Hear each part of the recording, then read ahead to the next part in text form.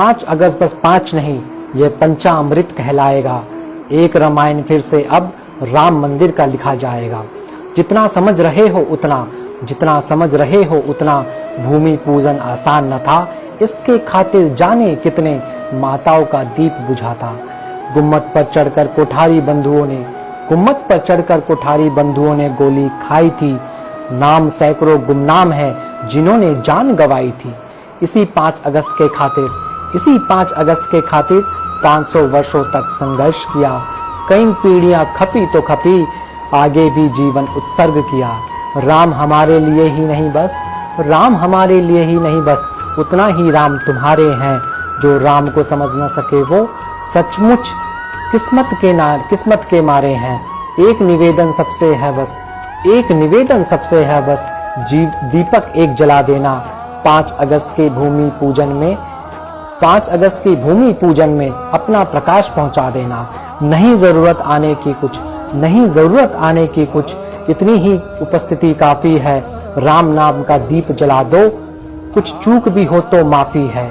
कविता नहीं यह सीधे सीधे, कविता नहीं ये सीधे सीधे, राम भक्तों को निमंत्रण है। असल सनाती कहलाने को समझो यह कविता आमंत्रण है। दिसंबर की वो सर्दी की रात, जब पूरे अयोध्या में और आसपास के क्षेत्रों में ये खबर फैलती है कि उस तथाकथित मस्जिद में एक भगवान राम की मूर्ति प्रकट होती है। ऐसा कहते ही पूरे अयोध्या और आसपास के लोग अयोध्या राम जन्मभूमि मंदिर की तरफ, राम जन्मभूमि स्थान की तरफ कूच करने लगते हैं। और जैसे ही वो कूच करते हैं तो 22 दिसंबर 1949 को उसमें एक अग्रणी व्यक्ति, जिसका जीवन ही, जिसने राम को जिया होता है, जिसने राम के चरित्र को अपने अंदर बसाने का प्रयास किया, जिसने राम को जिया है, ऐसा व्यक्तित्व जिसकी एक ही इच्छा थी कि उसके जीवन काल में राम जन्मभूमि का भव्य मंदिर बने, कृष्ण मंदिर का पूरा निर्माण हो, काशी विश्वनाथ मंदिर का पूरा निर्माण हो। ऐसा व्यक्ति मित्रों जिसकी एक ही इच्छा थी जीवन में कि राम जन्मभूमि और राम जन्मभूमि के लिए ही जीना, और ऐसे व्यक्ति का नाम था रामचंद्र परमहंस जी। आप लोग सब जानते ही हैं कि 22 दिसंबर 1949 को जब ये राम जन्मभूमि आंदोलन की जो नींव रखी गई थी वो उन्हीं के द्वारा रखी गई थी। वो ऐसे व्यक्ति थे जो वाक्य युद्ध के बहुत बड़े, जिसे कहते हैं, योद्धा थे। उनसे तर्क वितर्कों में कोई नहीं जीत सकता। अगर धर्म की बात की जाए तो उनका कोई मुकाबला नहीं था। जैसे ही ये बात उनको पता चलती है तो वो 1949 के आंदोलन में कूद पड़ते हैं। तो 22 दिसंबर 1949 को राम जन्मभूमि का जो उनको ये खबर पहुंचती है, तब जिस तरह से किसी भी अब उस चबूतरे पे एक छोटा मंदिर होता है और भगवान राम की मूर्ति होती है। अब किसी भी हिंदू रीति रिवाजों के हिसाब से अगर किसी भी स्थान पर मंदिर होता है या कोई मूर्ति होती है तो वहां पे पूजा अर्चना भी होनी चाहिए। तब परमहंस रामचंद्र दास जी इसको लेकर 16 जनवरी 1950 को कोर्ट में लेकर जाते हैं कि उस स्थान पर पूजा अर्चना होनी चाहिए, और हिंदू पक्ष की तरफ से ये याचिका दायर होती है और कोर्ट भी निर्णय करता है कि आप वहां पूजा अर्चना कर सकते हैं। और इतना कहते ही वहां पे काफी श्रद्धालु और काफी ऐसे जो अन्य राम भक्त होते हैं उनका आना प्रारंभ हो जाता है।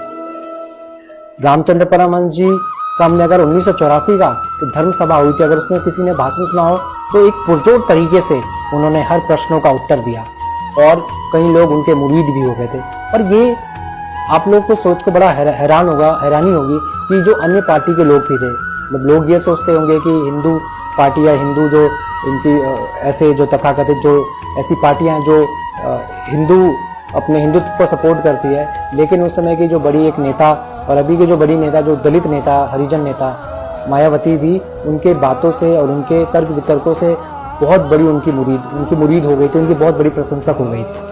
और तो यही चीज उनका उनके एक जिसे कहते हैं उनको हर कोई पसंद करता था, उनके तर्क और वितर्कों को। उनकी जीवन की 3 इच्छा थी, और उनकी पहली इच्छा थी कि राम जन्मभूमि मंदिर बने, उनकी इच्छा थी कि कृष्ण मंदिर बने, उनकी इच्छा थी कि काशी विश्वनाथ मंदिर का पुनः निर्माण हो, और दूसरी इच्छा थी उनकी कि गौ जो हत्या है वो बंद हो, और तीसरी जो इच्छा थी उनकी कि अखंड भारत का स्वरूप वो देख सके। लेकिन छोटे कालखंड में ये सारा होना असंभव ही था।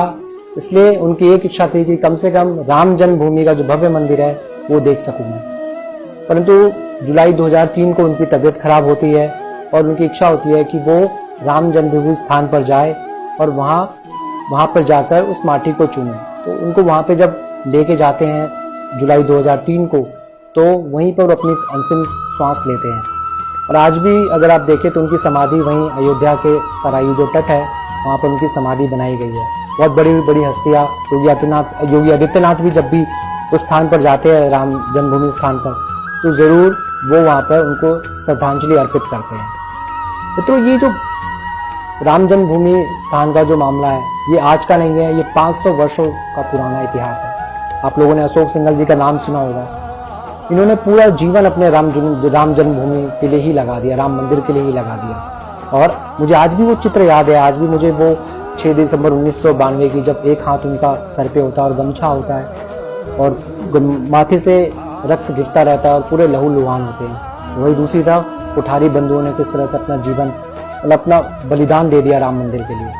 तो ऐसे महापुरुषों से ही, इतने बलिदानों से ही आज जो हम राम जन्मभूमि मंदिर का जो शिलान्यास देख रहे हैं वो इन्हीं महापुरुषों के द्वारा देख रहे हैं। और देखा जाए तो मैं तो आपको बताना चाहूंगा कि 500 वर्षों तक का संघर्ष और उसमें 76 बार युद्ध और 4 लाख बलिदान हुए हैं, उसमें 4 लाख राम भक्तों का बलिदान हुआ है। और आजाद भारत के बाद भी 70 साल के बाद भी कई अनेक आंदोलन हुए और तब जाके कोर्ट से निर्णय आया है कि राम जन्मभूमि और राम जन्मभूमि स्थान वहीं है, राम मंदिर वहीं बनना चाहिए मित्रों। और मुझे लगता है कि राम मंदिर के बनने से ही राम राज्य की यात्रा प्रारंभ होगी। इसलिए मैं आप सबसे यही निवेदन करता हूँ कि कम से कम जो 5 अगस्त को शिलान्यास हो रहा है उस दिन आप लोग जरूर अपने घर के बाहर दिए जलाएं और अनेक लोगों को भी बोले, अन्य लोगों को भी बोले कि वो भी दिए जलाएं, जिससे और लोगों को पता चले और मर्यादा पुरुषोत्तम राम की जो कल्पना थी और जो राम राज्य की जो कल्पना है हमारी वो जरूर सफल हो। आप सभी का बहुत बहुत धन्यवाद। सियावर राजा रामचंद्र की जय।